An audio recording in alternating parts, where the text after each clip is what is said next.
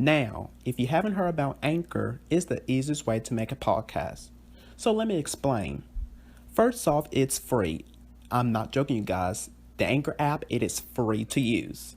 Second, there's creation tools that allows you to record and edit your podcast right from your phone or computer. Now that's awesome, isn't it? Third, Anchor will distribute your podcast for you so it can be heard everywhere, you guys, on Spotify, Google Podcasts, Apple Podcasts, and so many more platforms. Fourth, you can make money from your podcast with no minimum relationship. Now, is that awesome, you guys, or what? That's just terrific. And finally, it's everything you need to make a podcast in one place. So I have another podcast with Anchor, and I'm just loving Anchor so much. I love it. It's so very easy to use, guys. So why don't you download the free Anchor app today or go to anchor.fm to get started.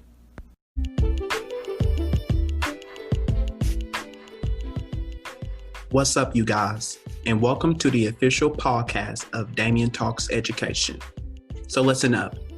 I am here to talk about all things education on my podcast. So get prepared for some realness and honesty of education as I walk you down through various of topics that's happening in the education world with some amazing guests, to sharing stories relating to education and so much more, because I got you covered with education. So join me on this journey of education with me.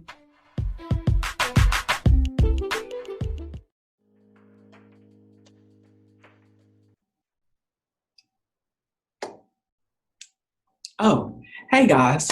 I didn't see you there. I was just, I think, in my own world here. So welcome back to another episode of Damian Talks Education. I am your host, Damian Anderson here. And today I'm back again to talk about mental health, because your mental health is so very important. So take care of yourself. It's real, you guys. It's real, like I explained in last week's episode. It is real. It is real. So take care of yourself, please, especially during this time. I'm really concerned about, like I mentioned last week, student safety and their well-being. So I really am. And that's what I'm going to talk about here. So today's topic I have is, do today's students have more mental health issues? Do they? School leaders need to prioritize kids' mental health right now. And that's why I'm going to dive right into it. So if you feel like you're seeing the impacts of mental illness more than ever in your school or into your communities, especially during this time, we're still in this pandemic, you might be right. Okay, you might be right, and then here's why you are right. Okay, so about 20 years ago, or probably now, it's probably about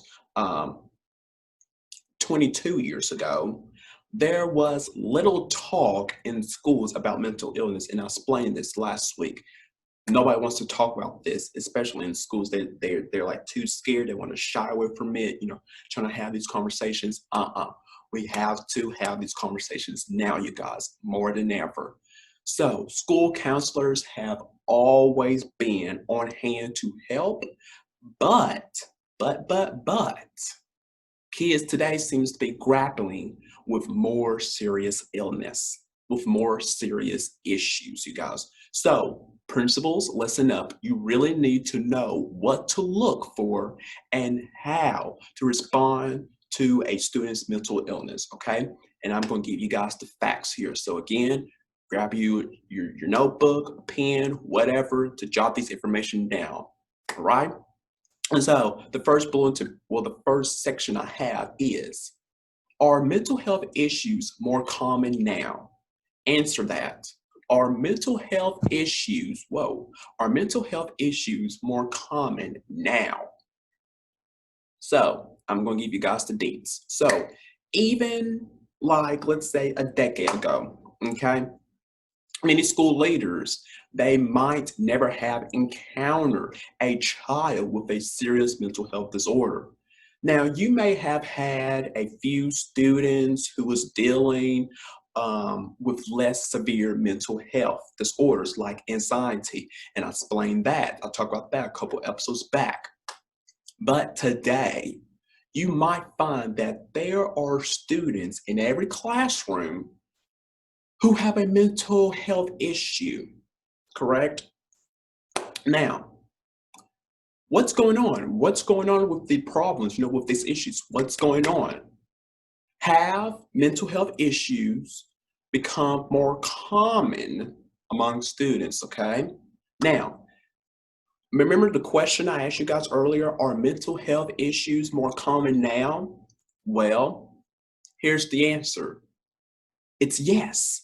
The answer is yes. They are more common now, you guys. Now, although it's complicated, okay? It's complicated. I'm going to tell you why. I found this out here. One study published in, you guys, I cannot talk today. One study published in the International Journal of Bipolar Disorders in 2014. Now, I know this was back in 2014, but I found this out. They found that pediatrics diagnosis of bipolar disorder doubled between 1995 to 2014. Okay, now in 2007, you guys, I did my research. In 2007, the National Institution of Mental Health, they reported that pediatrics diagnosis of bipolar disorders has increased by 40 times over the past decade. Now, rates of attention deficiency, hyperactivity disorder, ADHD, it increased to 5% each year from 2003 to 2011. Okay, you guys, these numbers are real. I'm not giving you guys fake numbers. These are real numbers. Now, some of this can be explained by more attention being paid to our kids' mental health. Now, educators, listen to what I'm about to say. For example, educators, are more aware of the signs and the look for kids who may need help. Okay? Now, however, research indicates that improved diagnosis can only explain part of the increase. Okay? Now, essentially, medical professionals, they are not entirely sure why more kids are experiencing mental health issues. They are not sure. They are not sure why they're experiencing more mental health issues. Well, you guys answer that. How come? While they're experiencing more, because you guys, kids, they get, how kids are, you guys. I don't need to have to explain. It's, with their everyday lives. Some days they get depressed. They don't want to talk to their friends. They don't want to be around you. It's everyday life. And it's not just with kids, it's with adults as well. It's with all of us, okay? So that was the first section right there. The next section I have for you guys is, how many kids have mental illness? Woo. How many kids have mental illness? Now, there not be a correct number, a correct answer for this, but there are thousands, you guys, thousands and thousands. I'm just answering this question for myself here before I dive into this section. There are thousands and thousands of kids who have mental illness. I'm myself fall in that category. Well, I'm still a teenager. Well, you could call me like a almost adult, but I myself have mental illness. I have experience in that. Back last year, 2019, I told you guys, I share my story. I was in a bad place last year. I really was. I was in a horrible place last year. And it was awful. It was awful. I'm not going to dive into that again because last week I kind of got a little choked up talking about it, and I don't want to do that again here. But I encourage you guys to check out that episode of what I did. I shared everything. I explained everything that happened to me last year from August 2019 to December 2019.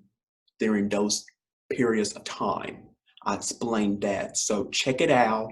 I don't know what episode number it is, but it's titled Damian Shares His College Story. So you guys check it out. It's probably I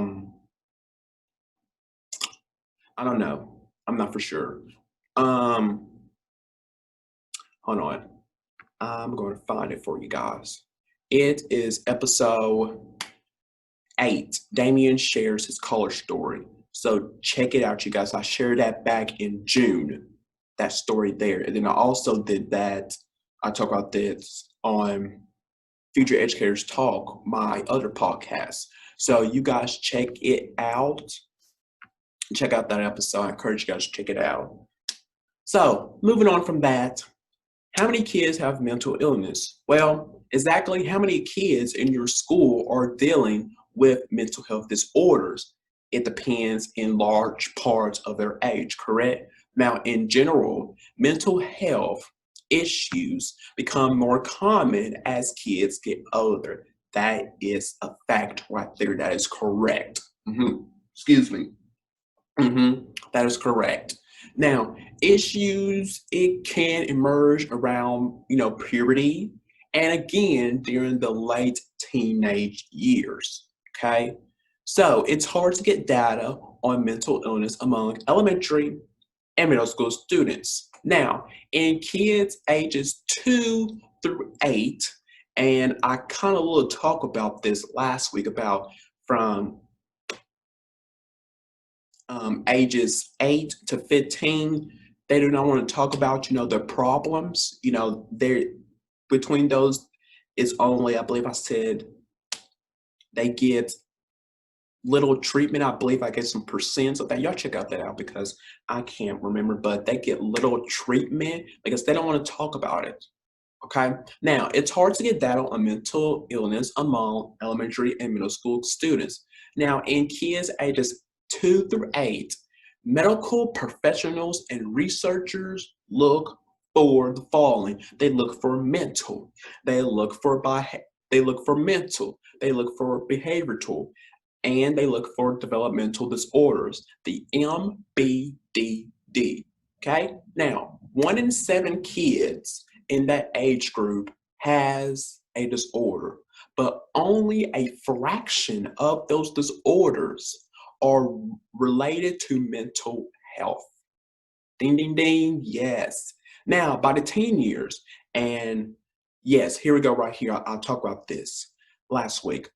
By the teen years, 1 in 5 students will experience a mental illness. Trust me, they will. They will, they will, they will. Whew. Now, with such a large percentage of students who are dealing with mental health issues, it's imperative that principals, listen, if you are a principal who are watching this, pay attention to what I'm saying. It's imperative that principals understand that you understand the basics of this. Talk about it in your schools.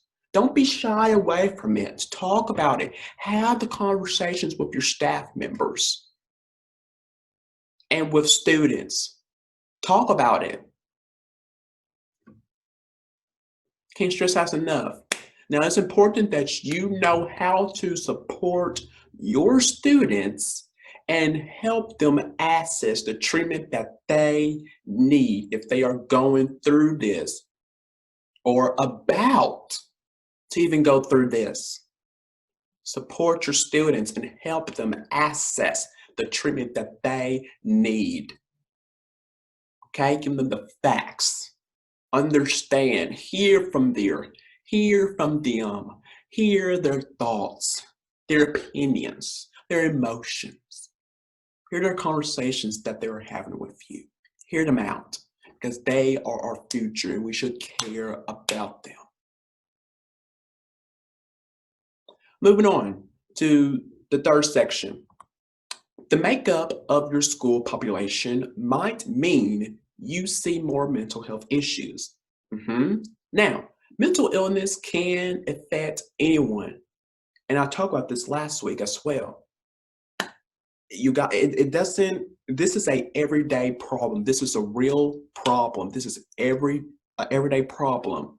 Anybody can experience this, can have it, can be affected by mental illness. Not just me, everyone, you guys, adults, everybody. Okay? Now, however, certain populations are more at risk. So, children who are living in poverty are more likely to have a mental health conditions. And half of students who are involved with social services have a mental health conditions. Now, I found this is from the National Center for Children in Poverty. Now, access to treatment can affect how well a child with a mental illness is able to cope in school. Now, children who are receiving treatment are more likely to succeed in school, while those with untreated mental health conditions might encounter more trouble. Now, sadly, there are racial and ethnic imbalance to to access the treatments, with Latino children being the least likely to get treatment. Wow. Wow. Wow, wow, wow. Moving on to the next section, and this is the last section I have for you guys, is supporting students with mental health issues should be a priority. Yes, ding, ding, ding, ding, ding, ding. It should be your priority because if it, I cannot speak today, you guys. It should be a priority because if it's not to you, you should not be around children that you say that you care about, but you don't care about their mental health issues. You don't care about it. You don't want to help them, cope with them. You don't want to do this. So step back. Let someone come in who really cares for students, because this is a priority. We should care about their well-beings and their safety. Come on now, if you are a teacher, educators, principals, whoever, a leader, you should care about your students. It should be the top priority right here.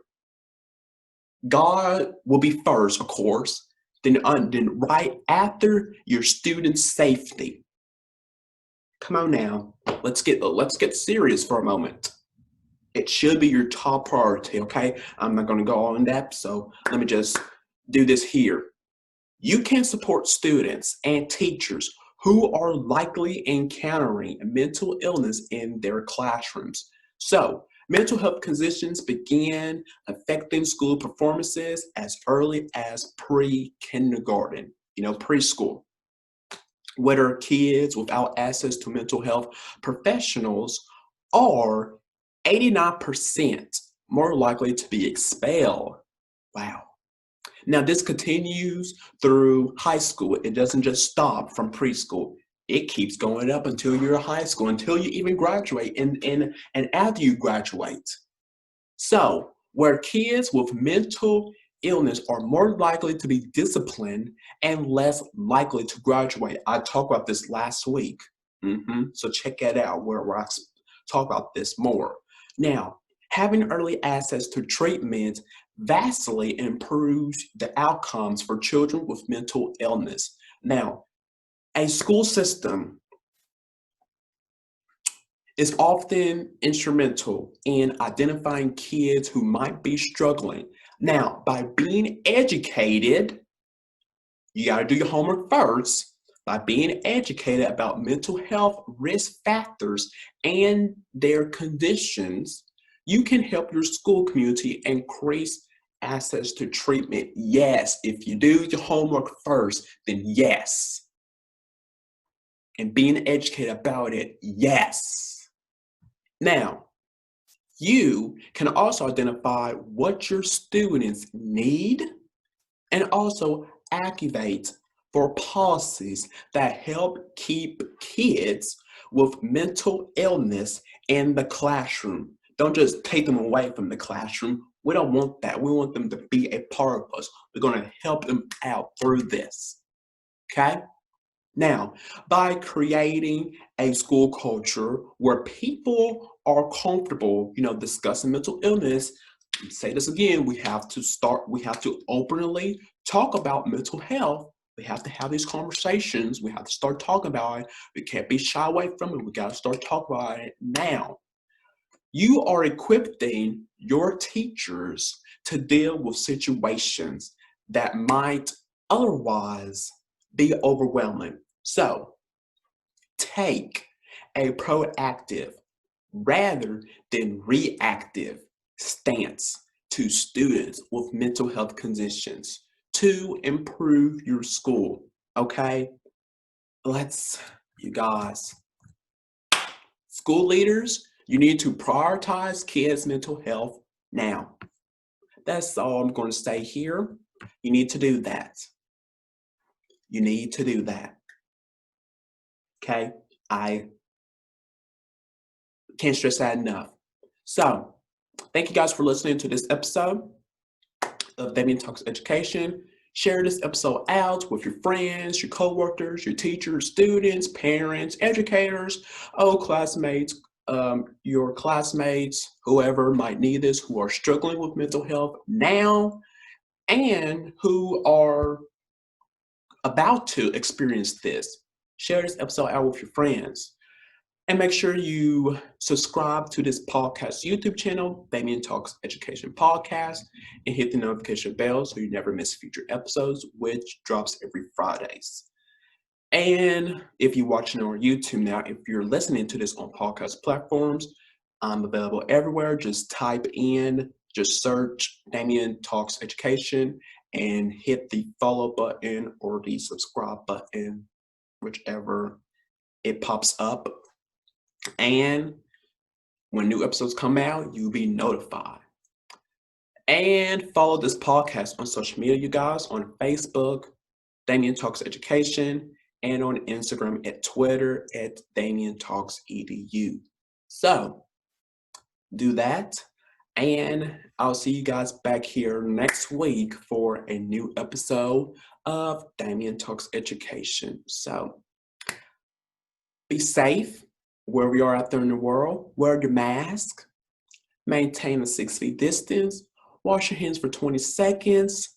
Be blessed. And I will see you guys back here next week for a new episode of Damian Talks Education. So until then, take care.